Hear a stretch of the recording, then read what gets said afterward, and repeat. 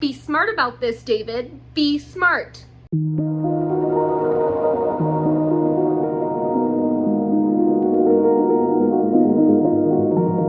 Hi guys, it's Sarah. Welcome back to another video here on my channel. I hope you guys are doing well. Happy Monday. I'm so sorry about last week's Once Upon a Time video being missed. Yeah, I ended up with heat stroke. I went to a craft fair on Saturday the 29th and so sick. I was so sick really until like Wednesday. That was like Wednesday was the first day that I like felt better.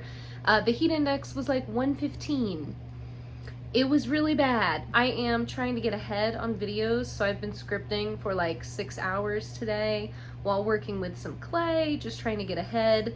I am feeling really stressed about the next 4 weeks. Really the next, like, we get married mid-September, so like a month and a half. I just feel like I'm to that point in my projects where I'm like almost done with like 4 or 5 things, and until I finish one of them, nothing's gonna feel good. I'm just gonna continue feeling stressed. So, you know, we're working on it. I'm trying to pace myself. So today we've scripted videos, we're filming this one, and then tomorrow we'll see if I'm up to filming another one. We're just gonna keep trucking along, pushing through. We're pushing through, okay? Don't forget to subscribe if you haven't already. There should be a fun little button either right here or right here, somewhere down below.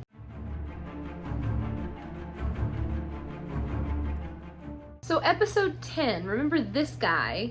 He showed up on a motorcycle. We don't know his name yet. He is parked outside the mayor's house and he's talking to Henry. He's like, oh, my bike broke down. Like, sorry kid, I'm just fixing my bike.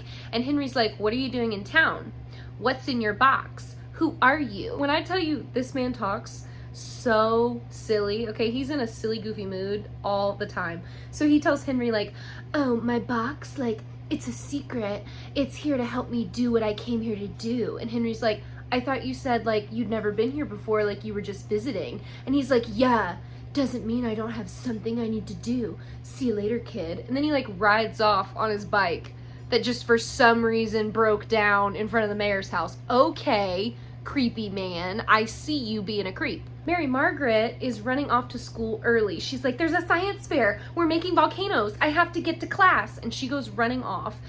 Joke's on you though, she's not going to school, she's going to Granny's, because at 7:15 every morning, David comes and gets coffee. So she's sitting there like fake reading a book, and here comes David. He's also so excited to see her. We get this shot of her like reading her book, like hoping it's him that came in behind her, and he's like standing in the doorway being like, oh man, she's here, wow. And he gets his coffee and then they flirt, and I am frothing at the mouth, okay? The way that those two look at each other, there is such a gentleness, there is such love. Like, are we kidding? I can't handle it. I can't handle it. We get another Snow flashback. So we're going back and forth between the present and then flashbacks in the Enchanted Forest with Snow and Charming. She is currently in her like cabin in the woods hiding out, and Red comes to see her, which this is Ruby, so Red Riding Hood. She comes to see her and she's like the friend that's like bringing her supplies every month. Ruby is like, I know you don't want to ask, but I need you to know that the wedding is still happening. Like in 2 days, he's gonna get married. And Snow's like, whatever, it's fine. You know, I can't stop thinking about him and this sucks, but it's fine. And Ruby suggests that there is like a secret dark magician that Snow could go see, and he could probably cure her of loving David. So obviously she goes to Rumple. She meets him like on the border of this lake, and he's like, how much for your boat? And she's like, I need it to get back across. And he's like, okay, well, I can give you a potion for what you're looking for. So he like fills up a little vial and turns it into like a magic elixir. And he's like, if you drink this, you'll forget all about him, like you'll have no memory of him, you'll forget your pain, you'll be all better. She thinks it's a little extreme to just like forget entirely about Prince Charming, but he's like, that's the only way. Like, love comes with a price, you gotta pay it.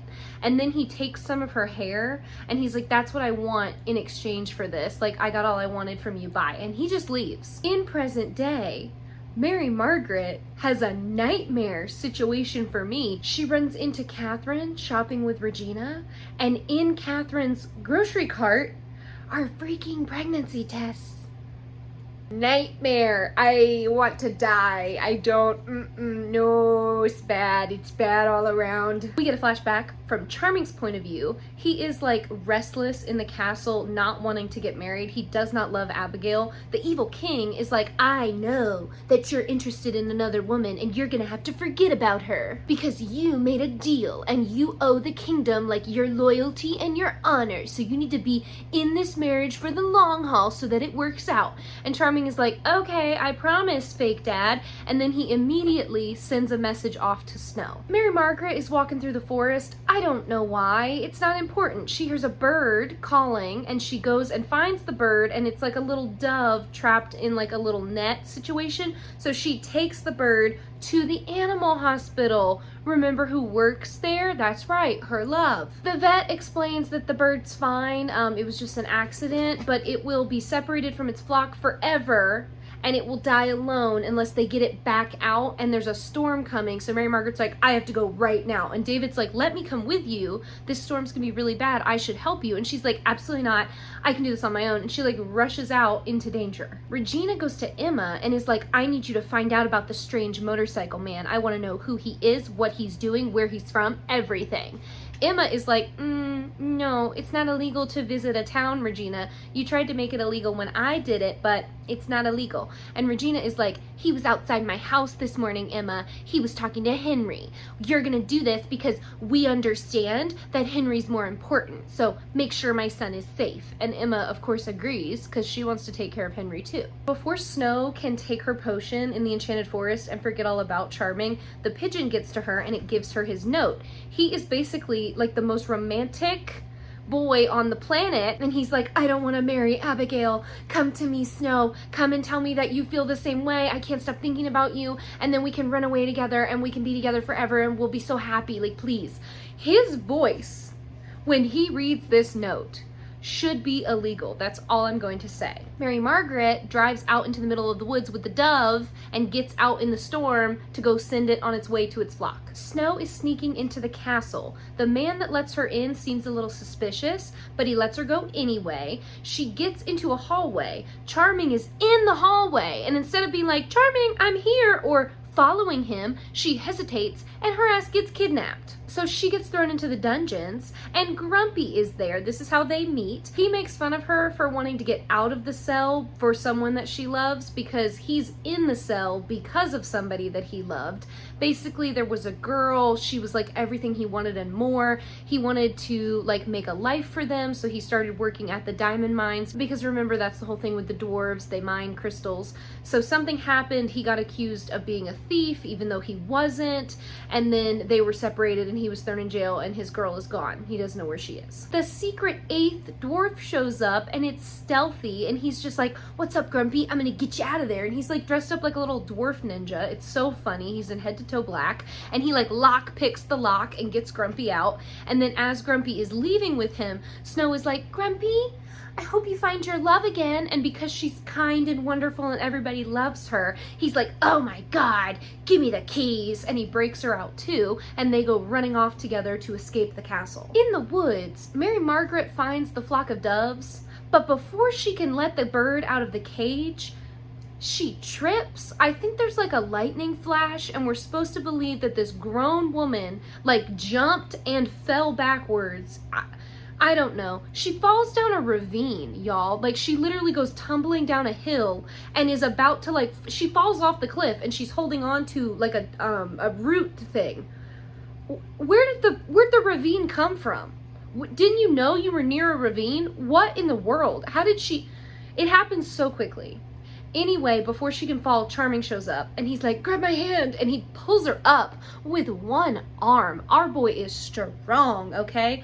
Oh my God. She wants to go back and get the bird to the flock, and he's like, girl, look at this storm, because at this point it's like pouring rain and thunder and lightning are everywhere, and he's like, we have to go somewhere safe. Do you think they like go back to her car or his car or anything like that? No, they just go running off through the woods looking for shelter. Back in the castle, Snow is like, I know how to escape. We should take the secret tunnels. And Stealthy and Grumpy are like, we should go out through the front gates since everybody's gathered for the celebration and nobody's gonna be guarding the front gates. And Grumpy is like, Stealthy got me this far, Snow. I'm going with him. him. Of course, the boys get captured. Not only do they get captured, Stealthy gets shot in the chest with an arrow and he dies. Bet you didn't see that coming. So then Grumpy gets kidnapped and the king is like, tell me where she is, where is she? And before they can kill Grumpy, because he is not gonna give up Snow, okay? He's like, absolutely not, I don't know who you're talking about. I've never seen a girl in my life. What's a girl? I don't know. Snow shows up and she's like, if you don't let him go, I'll burn the castle down. She's like holding a torch and she holds it next to like some hay and she's like, I'll burn the whole castle. And the king is like, okay, fine. And they let Grumpy go. And then they kidnap Snow. Mary Margaret and David end up finding an abandoned cabin in the woods. It will become important later, but for now there's just a cabin in the woods. They break in and David's like, I don't think Emma's gonna mind since, you know, she's the sheriff. Like, she's not gonna arrest you for us seeking shelter. It'll be fine. He's trying to be all nice and like start a fire and make sure she's dry and like take care of her. And she is very like not about it. She's like shutting him off. And he's finally just like, what's going on? Like, what's wrong with you today? What is it? And she's like, what is it? It's that I still like you, okay? I have so many feelings for you and I'm not allowed to, so it's horrible. Why do you think I didn't want you to come with me today, David? Because looking at you makes me sad and it hurts a lot, okay? She says she only goes to Granny's to see him every morning and he laughs and she's like, is this funny to you? And he's like, no, oh my God, I go to Granny's to see you. Yeah, you heard that right. They go every morning at 7:15 just to see each other before they start their days. I'm crying. They have like an almost kiss. Like there's like an instant pull between these two. So anytime they get within like a foot of each other, it's like, oh, we're gonna kiss. No, we can't. Oh, we might. Every single time that happens. But right before they can actually kiss this time, she's like, David, how can you do this? And he's like, I'm sorry, what? And she's like, I know about the pregnancy test. And he is like, the what? Like absolutely floored. Emma confronts mysterious suitcase boy and she's like, what are you doing here? What have you done? What is in your case? And he's just like, I'm sorry, is it illegal to come stay at a random town and bring a suitcase with me? Like, I don't think it's illegal to do that, Emma. And he's like teasing her, like hardcore flirting. He ends up being like, I'm gonna carry my suitcase around for days and I'm not gonna tell you what's in it for days. And I'm gonna make you wonder and it's gonna haunt your dreams and your imagination's gonna run wild and you're gonna be like losing your mind trying to figure out what's in my case. Or I could buy you a drink sometime and I could tell you what's in it right now. He is so weird. And she's like, okay, buy me a drink. And he's like, cool. And he opens his suitcase and it's a damn typewriter. So that's why he's so freaking weird. As a writer myself, that's what's wrong with him. That's what it's been this whole time. He's basically just like, the town gives me inspiration. I came here to write. And Emma's like, okay, you are a weird man. Back in the cabin, David is like, I had no idea that Catherine might be pregnant. We've not been trying to have a baby. And look, when you hear that the first time, you're like, oh, thank God, they haven't been having sex. I'm so happy that he hasn't been sleeping with Catherine. No, they have been, and they're gonna talk about it again in another couple scenes. Ew. Ew. Ew. The rain stops and Mary Margaret's like, whatever, David, I have to get my bird outside. And she goes running to take the bird to the flock. They find the flock. It didn't leave her. They get the bird out. She joins her family again.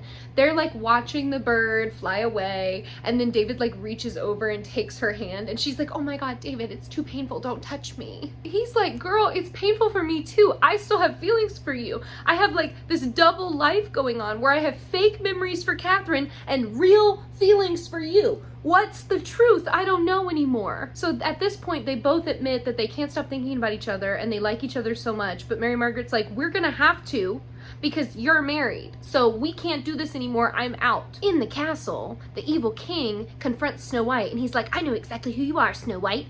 I know you're in love with Charming and I know Charming's in love with you. So here's what we're gonna do. You're gonna go see him because right now he's in his room packing for his new life. So you're gonna go talk to him and you're gonna tell him that you don't love him. You're gonna break his heart so that way he forgets about you and he can go through with this marriage and the kingdoms will be happy. And she's like, or what? You're gonna kill me? And he's like, no, I'll kill him. So she goes to see Charming, and he's so freaking happy. He like picks her up and they spin around in a circle a couple times. It's adorable. But before he can kiss her, she's like, no, wait, Charming, I have to tell you something. And she basically is just like, I don't love you. I've never loved you. I want you to forget about me. I want you to move on with somebody else, somebody that can love you the way that I never have. And Charming is like, where is this coming from? He's crying, and he's got those big freaking blue eyes, okay? So it's painful for everyone involved. But she gets away from him, and as she's leaving, she's also sobbing. Back at home, Catherine tells David that she's not pregnant, and he's like, thank God, we are in no way prepared for a baby. And it's like, homies, if y'all don't want a kid,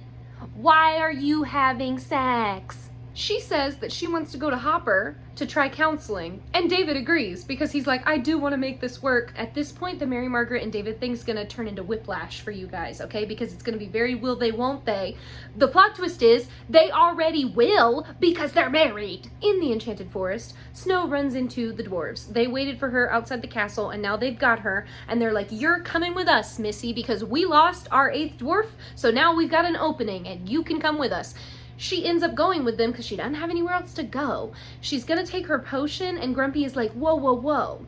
Don't do that yet. Stay with us. See if we can like help you with your loneliness. And then if the pain is too much, in a little while, you can take it then, okay? And she agrees. Emma's eating breakfast, and Mary Margaret's like sad watching the clock because she didn't go meet David for coffee. When David and Catherine were talking about her not being pregnant, he also didn't leave to go get coffee, so now neither of them have left to go get coffee. They've missed the 7:15 call, and they're very sad. Charming, in the Enchanted Forest, is racing through the fields looking for Snow White. He finds her little house in the middle of the woods, and he's calling for her, and then Red shows up, and Red is like, she's not here, dude. She never came back after she came to get you.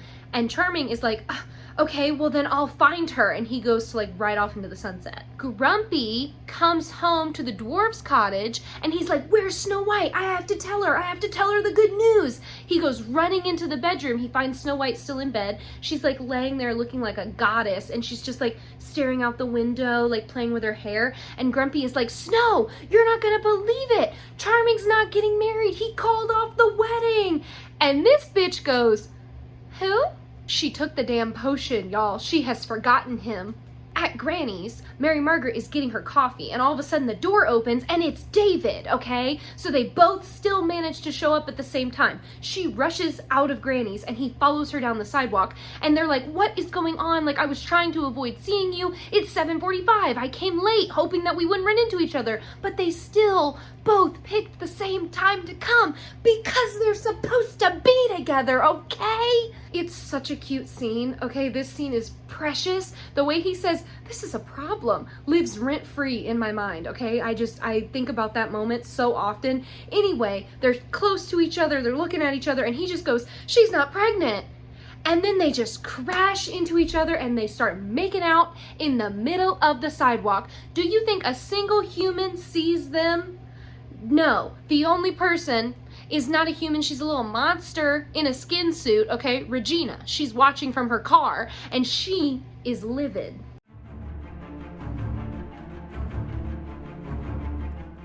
Episode 11, Emma meets Henry at the castle. He is digging up a box because that's where he keeps his, the book, like the Once Upon a Time book. He keeps it buried there in like a lockbox because he doesn't want Regina to find it. He was worried that the storm would have messed it up, but it's all good, it's in there still. Regina shows up, even though she is not supposed to know about the secret castle by the water. That is supposed to be Emma and Henry's secret place, okay? She shows up and she's like, I can't believe you let him play here, Emma. This is not safe. This wood is not to code. It could fall down at any moment. While at Granny's, Mary Margaret gets a suspicious, can you come meet me text, and she goes running off. Who do you think she's gonna go see? Sydney sits down in Mary Margaret's seat, so now he's the one sitting with Emma for breakfast, and he's like, I know that Regina is a snake, okay? What she did to Henry, talking about tearing down his castle, like, that is so not cool, okay? She is evil, and I'm working on an expose about her. Emma is like, okay, yeah, you work for Regina? Like, I don't believe you. Thank you, but I'm gonna go. And Sydney's like, no. I used to work for Regina, okay? But now I don't because I see who she really is too, okay? I'll help you, Emma. Just give me a call when you're ready. And he gives her a business card. We go to the enchanted forest and we see this guy. So Sydney was not always a magic mirror, okay? At one point, he was a genie in a lamp. He is found by this man, a super, super cute, sweet old man king, okay? He is adorable, and he's just like, oh, I don't even need 3 wishes. Like, all I want is for my kingdom to be happy. And the genie is like, oh my God, I have never, ever seen a man like you before. What's it like to be this content with yourself? The king is like, okay, well, you seem upset and you're in my kingdom, so what can I do? How can I make your life better? What do you need? And the genie is like, the only thing I want is to be free. And so the king is like, okay, cool, then my first wish is that I wish you were free. And the genie's shackles just come off and he's not locked to the lamp anymore. He's good to go. He's a free man. And then the king uses his second wish to give the third wish to the genie. And the genie is like, oh my God, magic always comes with a price. I'm not gonna pay it. I'm not gonna use my wish. Like, no, I'm good. So the king is like, okay, if you're not gonna make a wish, what are you gonna do now? And the genie's like, I'm gonna go find the thing that I've always wanted, true love. And the king is like, bro, come with me. I'm about to have a party. You can find your wife there. Let's go. So he takes him with him to the castle. We go to the palace and a freaking course.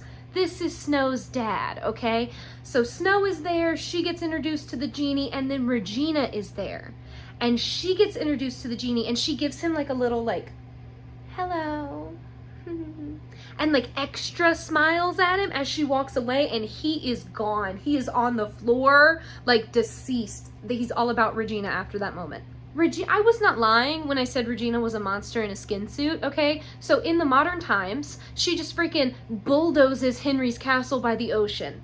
Just knocks it all down and is like, sorry, Henry, it wasn't up to code. And she tells Emma, she's like, I know you think that I'm a villain, but actually I'm just looking out for Henry and you don't know how to do that, okay? Because you're not his real mother. Emma calls Sydney and she's like, hello, I want to know what your plan is. Let's take down Regina.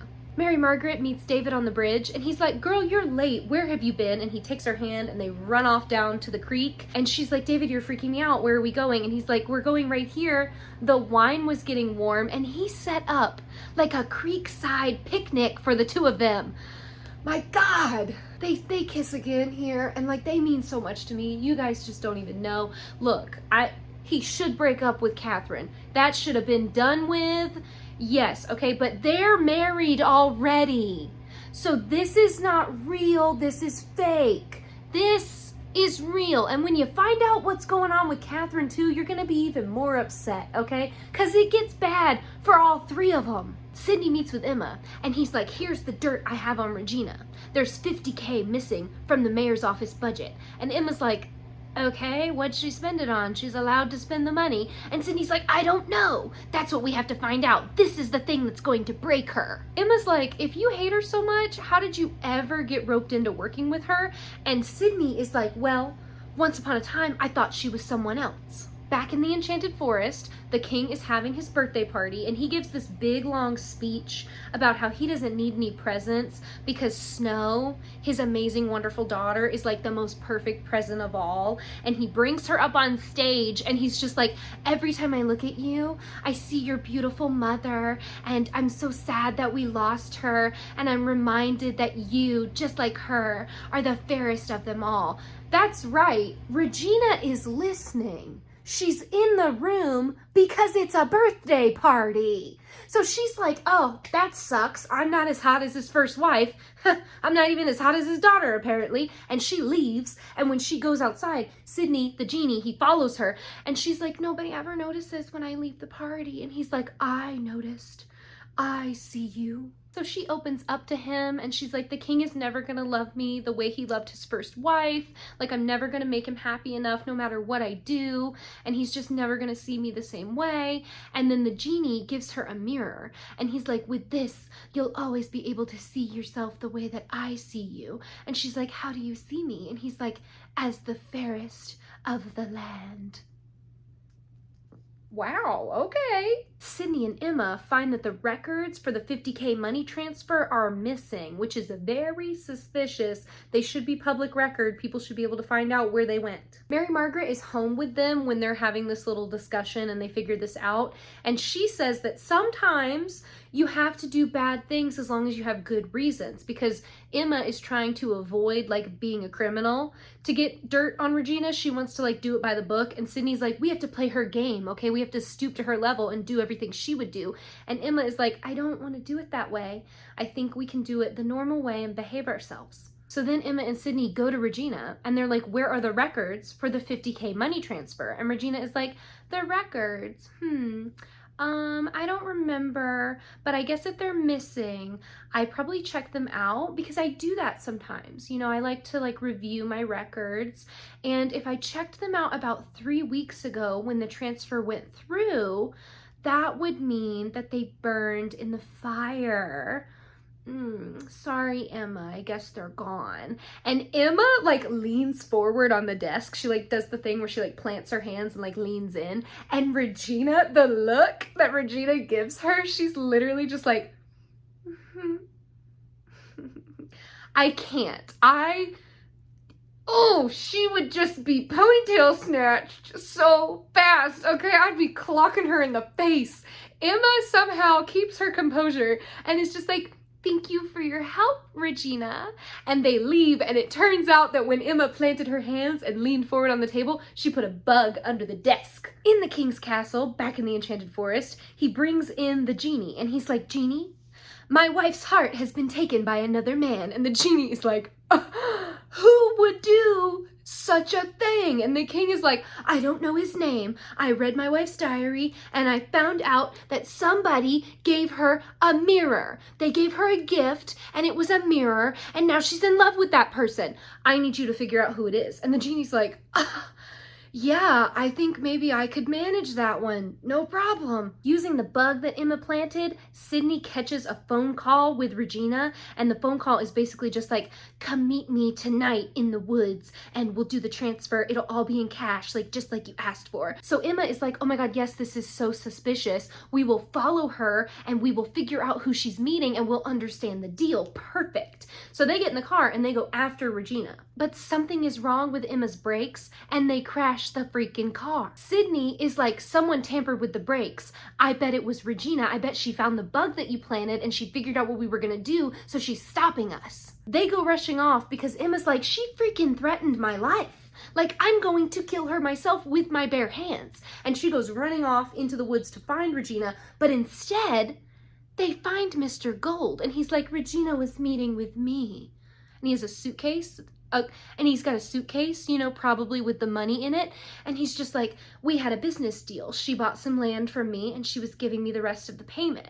And they're like, she bought land? Why did she need to buy land? That's what the money was for? And he's like, yes, you guys need to be careful. Like, you're messing with something that you don't understand. Back in the enchanted forest, the genie is trying to have a secret meeting with Regina, but instead her dad shows up and he's got a fancy lockbox in his hands, and he's like, I need you to go into Regina's rooms. Okay, the king locked her up. He's keeping her trapped inside the castle. You need to take this box. They're gonna let you inside because the king trusts you, so he'll let you see her. What's in this box will finally free my daughter. If you love her as much as I think you do, you'll help her get out. So Emma sort of snaps after the brakes being cut on her car situation. So she goes straight to Regina's office and just like punches the door out, and she's like, it's gonna take like what, 5 minutes for her to get her keys, get the phone call from the insurance, then she's gonna have to drive all the way over here. We've got about 10 minutes. Like, what are they gonna do? Call the police? I am the police. Let's go, Sydney. We need to get inside. They steal the files from Regina's computer so that they can go through them together later. And then they're snooping. Emma's trying to find Henry's book because she knows Regina took it, okay? Regina gets there, and Emma's like, oh my God, Regina, I was gonna call you. Some kids broke in. It was crazy, but you know, I got here first. Like, I guess they're gone. And Regina is like, wow, what's Sydney doing here? Why'd you bring him? And Emma is like, oh, Sydney, he was outside. He's a witness. He saw the kids break in. And Sydney's like, yeah, I did. I saw the kids break in. And Emma's like, with a rock. And he's like, yeah, with a rock. And Regina is just like, okay, well, I don't need any more help. they're clearly gone. It was just a prank, wasn't it? So you guys go, and I don't need help anymore, Emma. And Emma's like, okay, well, just call me if you do. And they leave. In the palace, in the enchanted forest, the genie gets inside Regina's rooms to meet with her. He brings the box.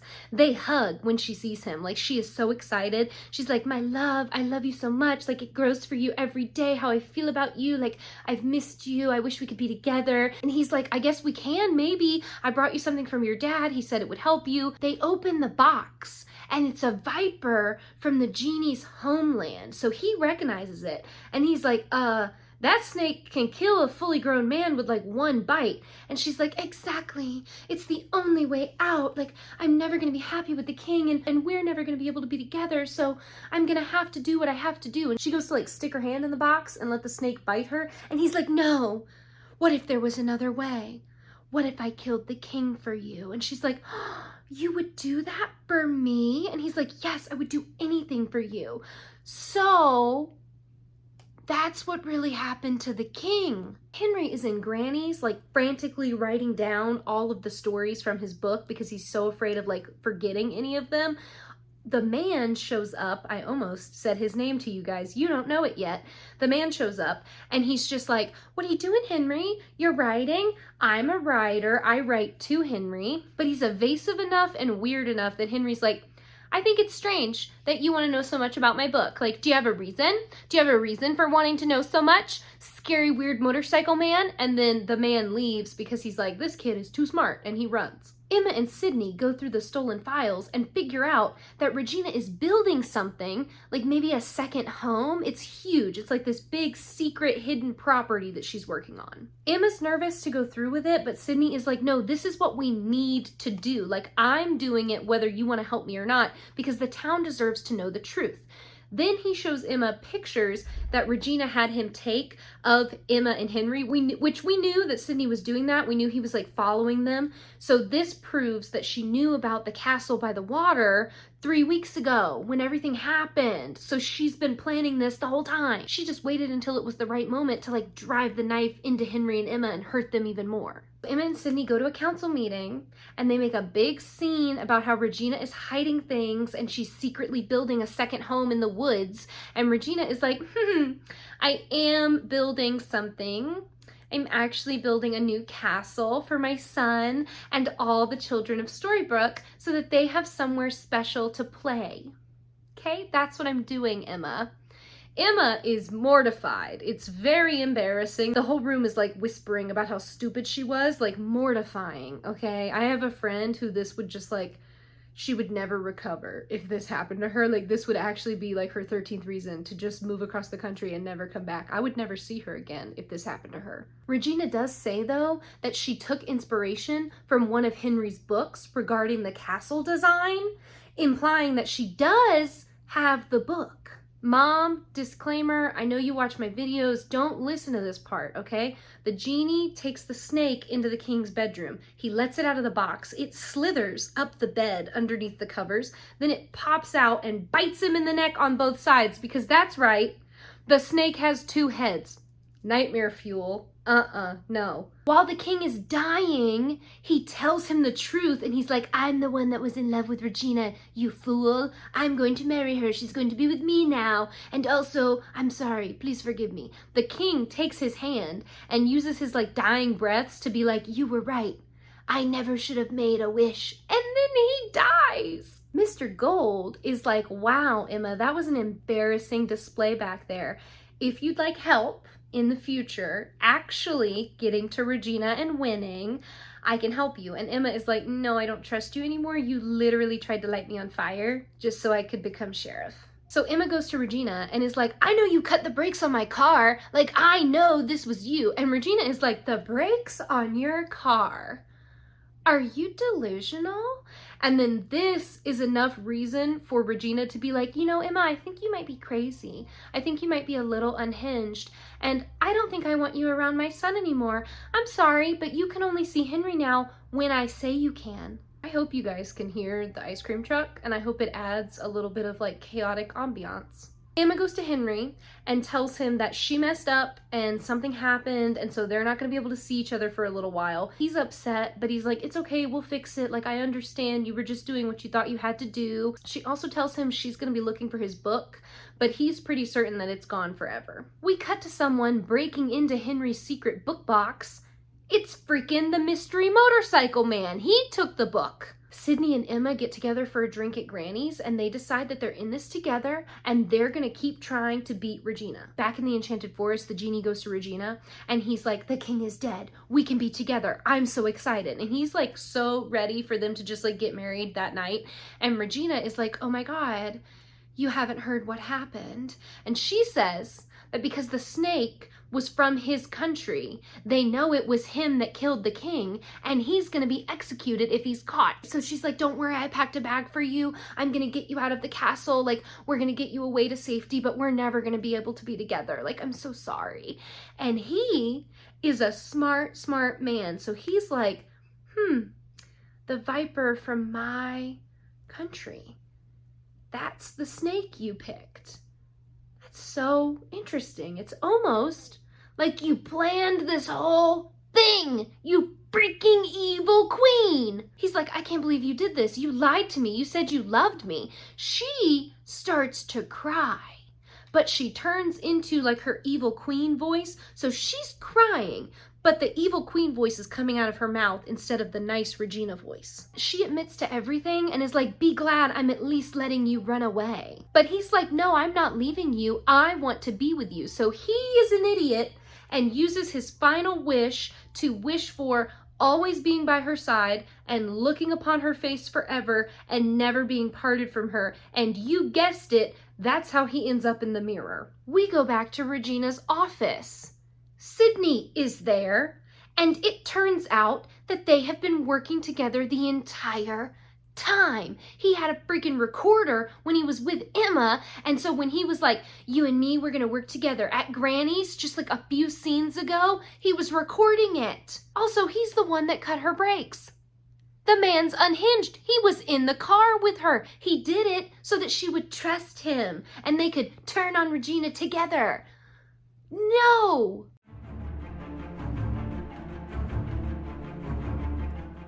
Here we go. Freaking episode 12. I am so excited. We open to a part of the kingdom, a little town, a little village being ravaged by the ogre wars. The king is very upset. He's like, we're doomed. We're all gonna die. He's not coming, even though he said he would. His daughter is like, Dad, don't freak out. He might still come. There could still be hope. And then there's some knocking on the door. They go to open it. It doesn't matter. It's Rumpel-freaking-Stiltskin. He's already inside the house. He is at this point very unwell. Okay, I'm talking he's using the like high giggly voice. He's standing like this and doing his little prancing. Like he is very much in full scary elf man mode at this point. He's like, no problem. You guys want to win your war? I can help you do that. I want the girl as payment. I want her to come be my maid at my house. And the dad and the fiance are like, no, you can't have her. Absolutely not. And Rumpel's like, oh, okay, no problem. Y'all enjoy dying. Like, I'ma go. I'ma head out. And then the girl is like, no, I'll do it. I can go with you. Like, no problem. So this is when the dad is like, Belle, you can't go with this beast. That's right. This is Belle. I love her, which makes Rumpel the beast. He's basically just like, sorry, she already agreed, which means the deal is struck. We're going away. Have fun winning your war. And he just takes Belle and they leave.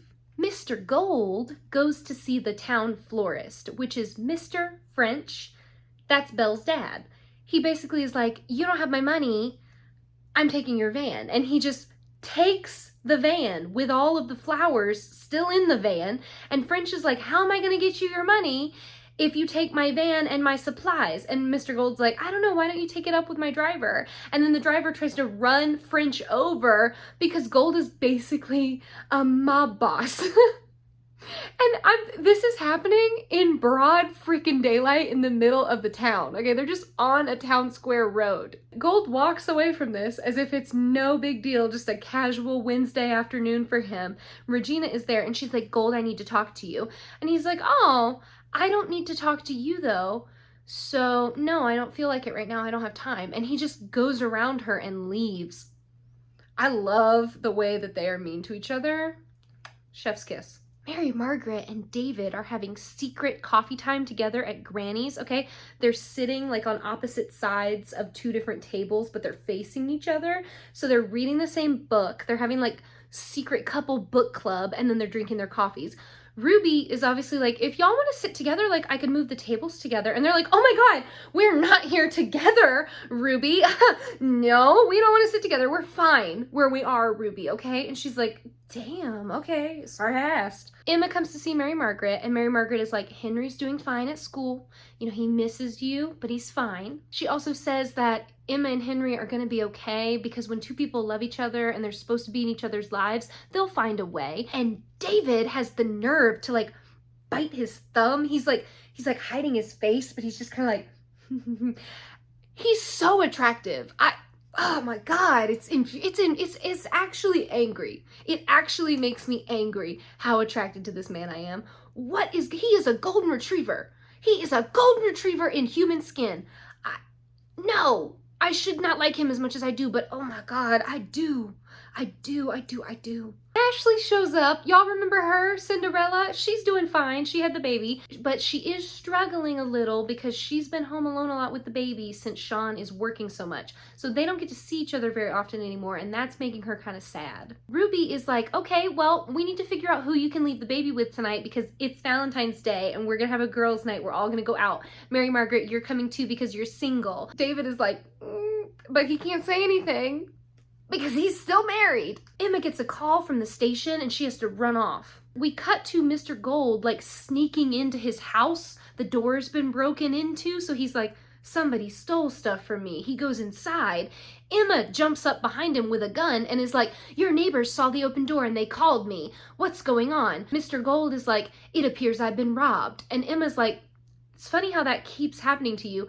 And he says, yeah, well, I'm a hard man to love.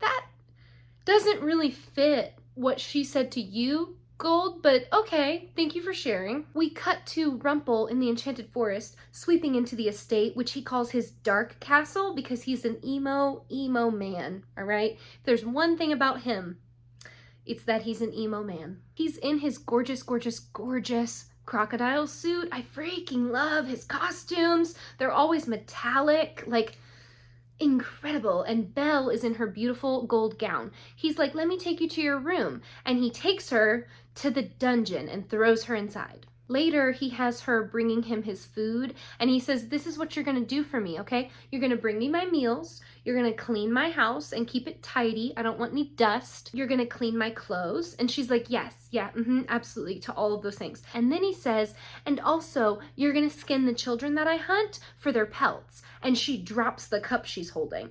But it turns out, he was just having a laugh. He was just making a little bit of a joke. So then when she realizes that, she's like, oh, okay, he's got weird humor. Oh my God, cool. But she relaxes, and then she goes to pick up the cup, and she realizes that she chipped it. This is how we get Chip. Here he is. He's so cute. Isn't he so cute? So she is like, oh, I'm panicking. I'm gonna lose my job because she broke the cup. And she's like, I'm so sorry. Like, I didn't mean to. Like, maybe we can fix it. And he's like, girl, it is just a cup.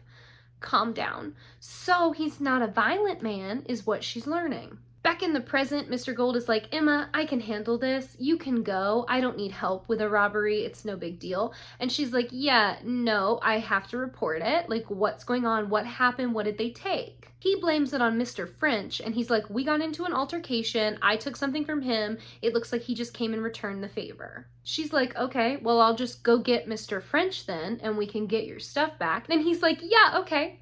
I hope you find him first, because if I find him, I'm gonna do something really bad and illegal, probably.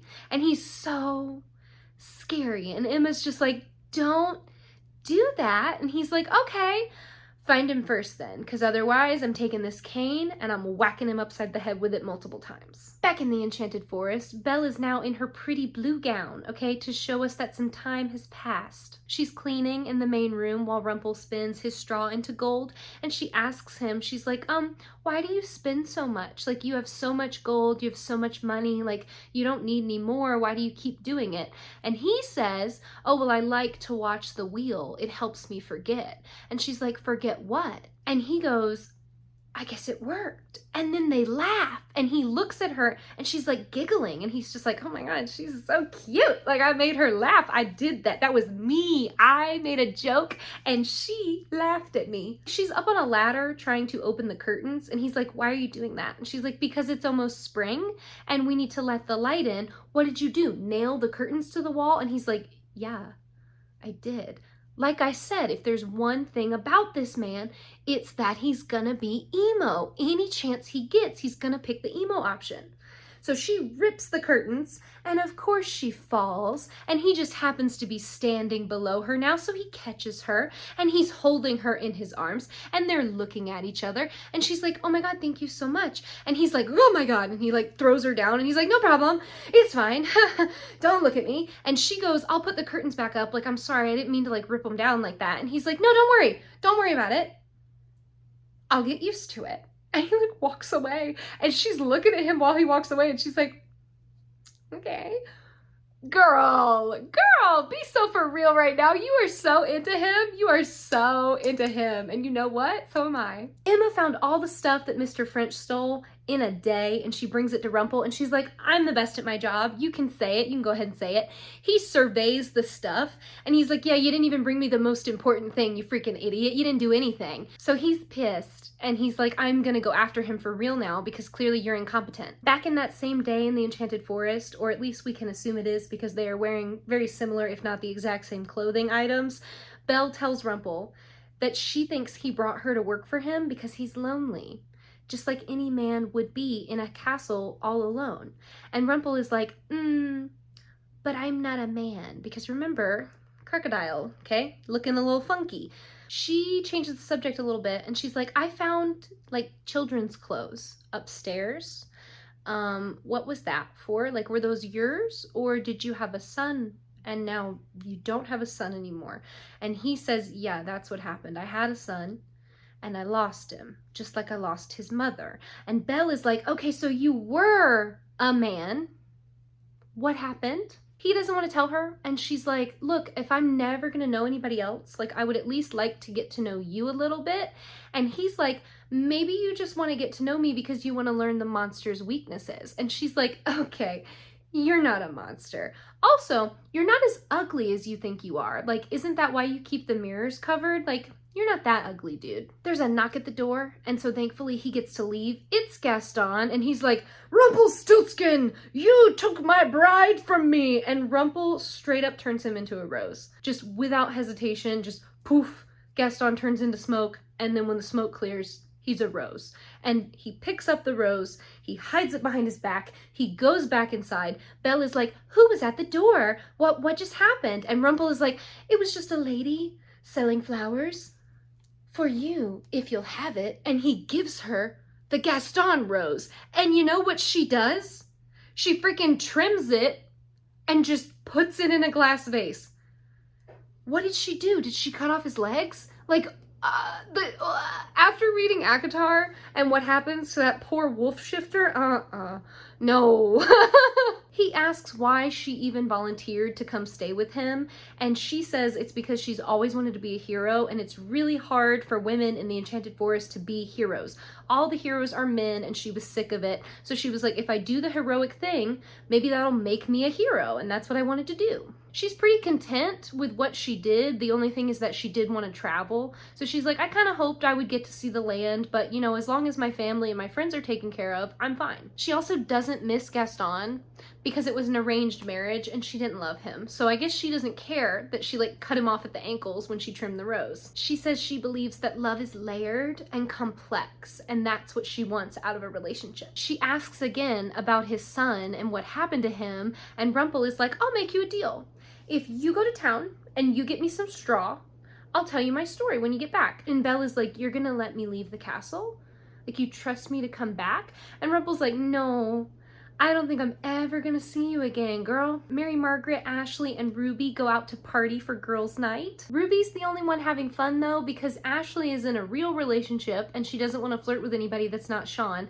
And Mary Margaret is in a secret relationship and she doesn't want to flirt with anybody but David. Ashley tells Mary Margaret that she's just sad that her life with Sean isn't what she thought it was gonna be, and she thought love would be different. And Mary Margaret says, me too. Mr. Gold catches David buying 2 Valentine's Day cards, which I personally want to gouge out my eyes. I hate that so much. Gold, meanwhile, is buying like kidnapping supplies. Like, I'm talking duct tape and rope and like a hammer or something. Like, somebody should call someone on him. Okay, this man's a menace. We cut to Mr. Gold having kidnapped Mr. French. He's got him tied up. He takes him to the cabin in the woods, that same one that David and Mary Margaret hid in. Okay, so it's come back around. It's Gold's cabin. He takes him there and leads him inside at gunpoint. Hello? Belle goes to town, and on her way there, she gets stopped by the Queen's carriage. The Queen is like, oh my God, hi, you're so cute. I'm gonna walk with you for a few minutes. Okay, does that sound okay? And Belle's like, yeah, but I'm kind of like in a hurry. I don't know if we're going the same direction. And the Queen is like, no, we're going the same way. Like, you're running. You're a runner, aren't you? Where are you going? Are you running from a master or a lover? And Belle makes a face, and Regina's like, oh, master and lover, wow. Belle is like all embarrassed, and she's like, look, maybe I could love him, okay, but something is wrong. Like, there's like an evil in him, and I don't know how to get rid of it. And the Queen is like, well, you could always try true love's kiss. And then there's like this whole weird moment where she's like, not that I would ever like imply that a girl should kiss her captor. Like, that would be terrible. That would be so disgusting. Don't do that. That's exactly what you're saying, Regina. That's exactly what you're saying. And Belle is like, okay, but he did let me go, technically. And Regina's like, oh, so then no problem. It's not a big deal at all. Like, the writers really put that in so that no one could get upset. That is why that scene unfolds the way it unfolds. And it's so funny. You could literally see them like writing it and being like, oh God, they're gonna yell at us if we don't put something like this in. So anyway, so yeah, now Belle knows that theoretically true love's kiss could save Rumple. So she goes home, and this man was waiting up in the top window watching, and he sees her coming, and he runs back down and like sits at his spinning wheel and pretends like he hasn't been like waiting for her all day or anything, like it's no big deal. And he's like, wow, you're back. Like, I didn't think you'd be back. I didn't think you were coming again.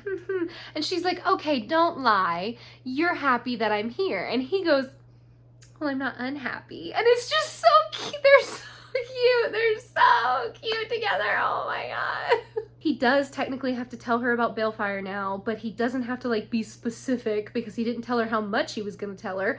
So he ends up just saying like, I had a son and I lost my son, and that's all there is to it. Like, that's his whole story. But Belle is like, and since then, like, you haven't loved anyone else and nobody's loved you. He asks why she came back, and she says, I was gonna run away, but then something made me change my mind. And she kisses him. The kiss fucking works, okay? He starts turning back into a man, and it's so cute, all right? Remember, I've told you guys that Robert Carlyle uses like 5 or 6 different voices across the multiple different variations of his characters. So he's using the Rumple voice in this scene, and then all of a sudden he's just like, well, what's happening? And it's like this tiny little like shocked, surprised voice, and he's turning back into a person, and Belle is like, oh my God, it's working. Keep kissing me, kiss me again, it's happening. And he freaking loses his mind, okay? He goes completely off the wall. He starts yelling. She's like, but it was working. The curse was gonna be broken. And he's like, the curse? Who told you about true love's kiss? Not today. He rips down one of the covers on one of the mirrors, and he starts yelling at the mirror, and he's like, I know you did this. I know this was you. You're turning her against me. You're evil. I hate you. And Belle is like, who are you talking to? And he's like, your friend the Queen. Your friend the Queen's the one that did Frenchy, because again, now he's like fully unhinged, so he's like using the voices and he's yelling and he's jumping all around, he's throwing things.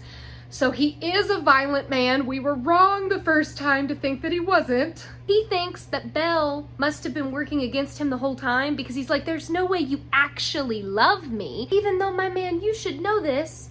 You can't fake true love's kiss, homie. It was real. So she's heartbroken because she knows that. She's like, it worked, meaning that we love each other and we have true love's kiss. And Rumple's like, no, actually, you're a sneaky little snake spy and you were trying to take my magic from me. Absolutely not. Into the dungeon, little stupid girl. Mr. Gold is torturing Mr. French. He has his cane that he uses like stabbed into his throat so that he can't breathe. He's like, I'm gonna let you breathe in just a second, and when I do, I want you to answer 2 questions. Number 1, where is it? Number 2, who told you to take it? When he removes the cane, Mr. French is like, I'm sorry, it wasn't my fault. And that is like a secret sleeper agent word for Rumple, and he just freaking loses it again. And he starts beating Mr. French with the cane, and he's just like, it is your fault. She's gone because of you. You're her father. You were supposed to take care of her.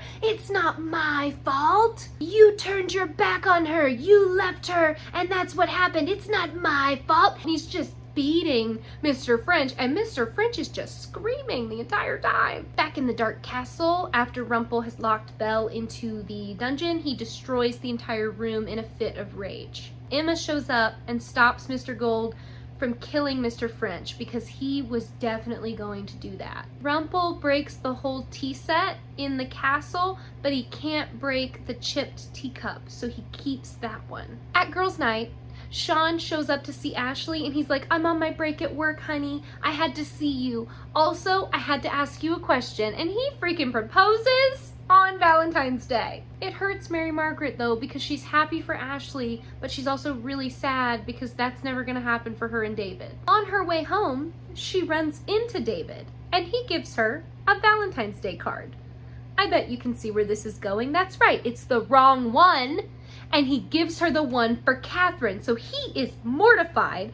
And he's like, I'm so sorry. I meant to give you this one. And she's like, we're gonna have to break up because it just isn't working. Like, they can't be together until Catherine is gone. But I will say, they don't end this scene like crying and upset. It's almost just like they're annoyed because they're supposed to be together. So the feelings are like, it's a mess. It's just a whole mess. Mr. Gold brushes Emma off and will not give her further information on the her that he was talking about, because remember, he was yelling and like beating Mr. French and saying like, you hurt her, this is your fault, she's gone. And Emma's like, if somebody's in danger, I need to know where they are. And Gold is like, no, I'm not telling you this. You don't get to know this information, Emma. So she arrests him. Rumple goes to Belle in the dungeons and she's like, what are you gonna do to me? And he's like, I'm letting you go. I don't want you anymore. She gets in his face and she's like, you could have had happiness if you could have just believed that I actually wanted to be with you, okay? We could have been together and we could have been in love. But actually, you're a coward. He's like, girl, I'm not a coward. It's actually super simple. My magic means more to me than you. But Belle's not having any of it. She insists that he's a liar and then leaves. Emma is in the jail with Mr. Gold, teasing him about how silly he's being, and if he would just tell her what she wants to know, she'd let him out. Regina shows up and brings Henry and is like, Miss Swan, you can have Henry for 30 minutes. Take him to go get ice cream. And Emma is like, you want to talk to Mr. Gold while he's stuck in a cell? I don't think I should leave you here with him, Regina. No.